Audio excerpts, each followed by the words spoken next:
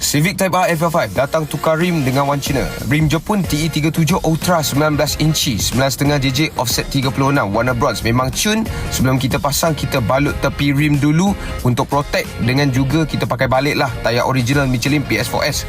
Pakai balancing rod force untuk kurangkan vibration semasa bawa laju, dengan timah Hoffman yang boleh protect rim Jepun. Sebab senang buka spacer dulu supaya kita boleh pasang rim lah.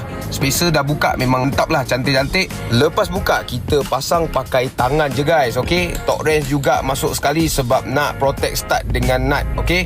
Nampak cun gila. Masuk alignment, kita pakai alignment Hunter guys. Memang cun gila. Dengan juga yang pakai yang paling baru lah, dia gap tepi so tak calar rim. Pakai lama pun okey juga, termasalah, kita tak calahkan lah. Inilah fitment selepas FL5 ni dipasang dengan TE37 Ultra 19 inci 9.5 offset 36. Memang cun-cun duduk fender, dengan juga owner dah juga lowered dengan spring eyebug. Memang cun gila, dengan juga selesa untuk kereta dia. Nampak tak? Cantik tak cantik guys? Owner lagi nak masuk formula punya nak, tetapi belum dapat lagi lah. Bye-bye owner. Terima kasih support. Thank you guys.